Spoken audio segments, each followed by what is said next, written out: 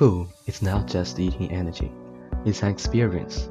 Food culture refers to the practices, attitudes, and beliefs, as well as the networks, institutions surrounding the production, distribution, and consumption of food.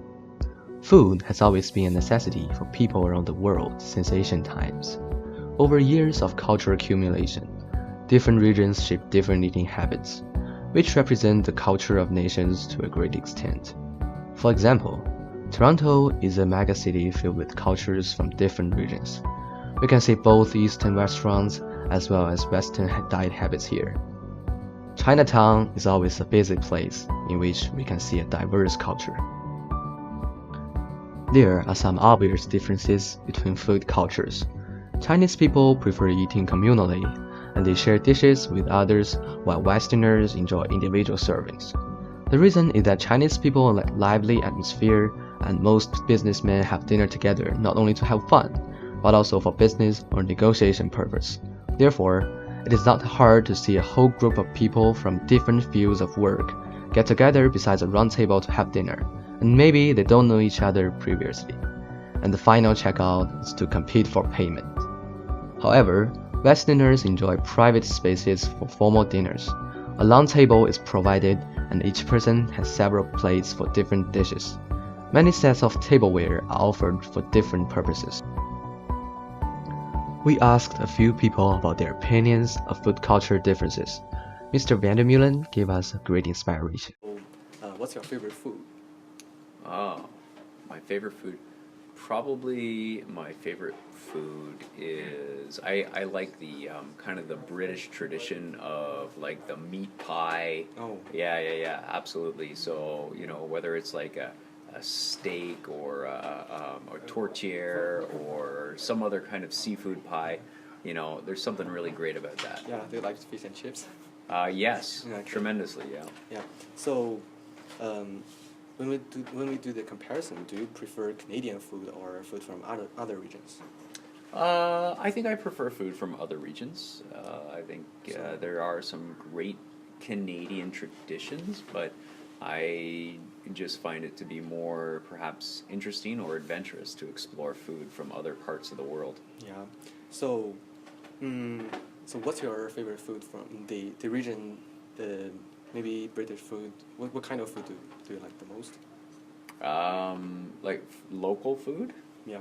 Oh, there are a couple local things that I think are great. Maple syrup is very important in my kitchen. I'll use it for marinades.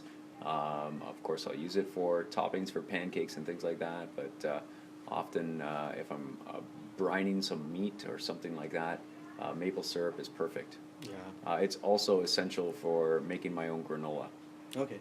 Yeah. So, do you often cook at home by yourself? I do. Okay. So, could you please tell us some special cooking method you use? I like my cast iron frying pans. Oh. Those are probably one of my favorite utensils, and my charcoal barbecue. No, that's definitely my number one way of cooking. Okay. And I think I use that probably 3 or 4 times a week, even in the winter. Okay. So, and for the atmosphere in the dinner table, like table manners and something, so you and your kids, do you prefer eating alone or just eating with the whole family? Whole family.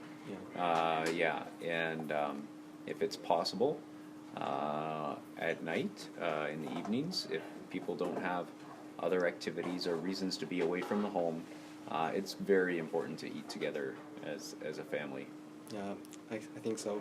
So the last question is, to what extent do you think food influenced the culture of a nation? I think a great deal. I think that food is kind of a shared experience for people. In the ways and manners that people eat the food is very important. I know that, for example, in some countries, the idea of getting a coffee through a drive-through and drinking it while you walk down the road is horrible to them. Yeah. They think that you must, there's only one way to do it, and that is to sit down, take the time, drink out of a cup and saucer, and to take that moment to drink it mindfully. So that's interesting how that evolved. So I think the food itself is interesting, but I think also the customs around the food are really, really fascinating to look at. Okay, so thank you very much for your patience. You're welcome. So what's the difference between Canadian food and Chinese food? Well, I think the biggest difference is the variety because in China we have a lot of cuisine like Sichuan cuisine or Shandong cuisine, but the food in Canada is just it has a few variety, a small variety, so I think that's the biggest difference. Okay, so for you, do you often cook by yourself? Not really, because I live in the homestay, so it's difficult for me to have a chance to cook myself. Okay, so what kind of special spice and ingredients about Chinese cuisine when you cooking or eating? Well, for example, ginger, pepper, soy sauce, wine. Yeah. Okay, so in your opinion, what's the atmosphere in the dinner table? So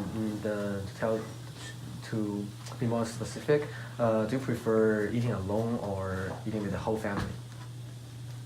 Well, I prefer to eat with family because in China our atmosphere in dinner table is like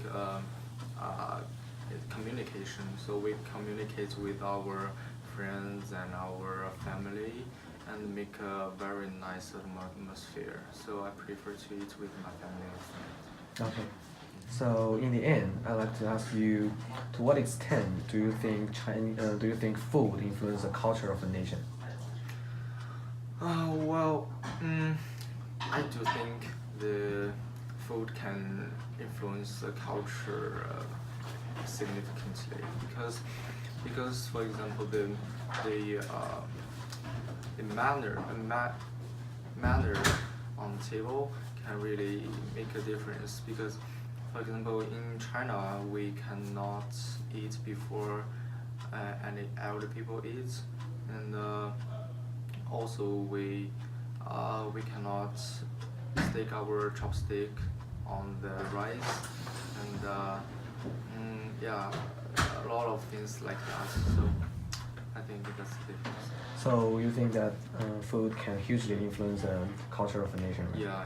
Okay. Because that's changed the thoughts of people. Okay. Okay, that's all. Thank you. Hi. Can I ask you a few questions about our documentary? Sure. So what's your favorite food? Beijing duck. For you, do you prefer Canadian food or Chinese food? Chinese. Could you please tell us the reasons? Because Chinese food have more flavor. Chinese people have the mentality of spending more effort on the taste of the food rather than on the easiness of the food. In the Western culture, they favor the easiness of the food.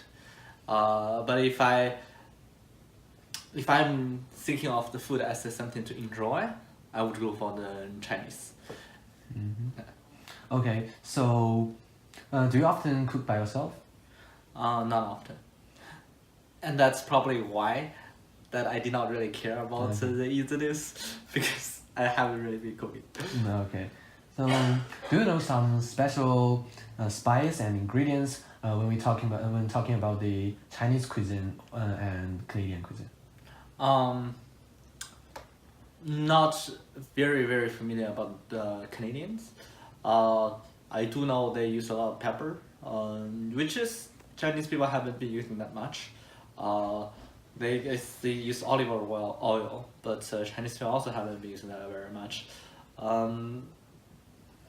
As for Chinese food, I guess a few of them very interesting. One is the Chinese soy sauce. It's specific Chinese soy sauce. It's slightly different than the Chinese soy sauce here. It tastes pretty good. Definitely like it. And the hot sauce, the Chinese hot sauce is really not this sriracha like hot sauce. It's the ones that called old dried mother, 老干妈, the one, and it's I think that's actually their official translation, by the way. It's so that's some specific difference, and I guess in general the difference is that in China, the Chinese food have more ingredient and more things to add there for the flavor. And some of the very different, the most different one I would say is they would add cooking wines, which is something that I haven't been seeing over here. Yeah, that is about that. Yeah, okay, that's very good. To be more specific, I'd like to ask you a few questions about the atmosphere in dinner table. So, do you prefer eating alone or eating with the whole family? Both are very both are very nice. I guess I am more toward eating with family. I guess in my opinion, they're like at the dinner table, the atmosphere is much more relaxed, and you can easily discuss things with family. It's very hard to find other times during the day to discuss such topics. Yeah, it depends on what occasions we have, right? So, in the end, could you please tell us to what extent do you think food influences the culture of a nation? I think, good question.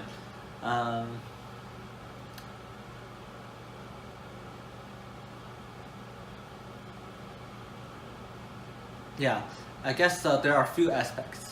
One is the aspect of the atmosphere, as you mentioned.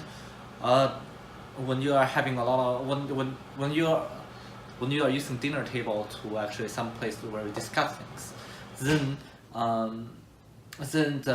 there's this entire culture around dinner table. How you should behave around other people, how you should make social connections on dinner table, how should you behave on dinner table so that you can finish a topic talking with other people. So one big thing, for example, Chinese people like to do is they would discuss a lot of important business decisions, important decisions in general on dinner table, and that is one big part of the culture. And then they would, because dinner becomes such an important thing, and dinner have also become a big part of the entertainment in China, or like enjoy time, family enjoy time. So they would spend huge money just for enjoying one meal, and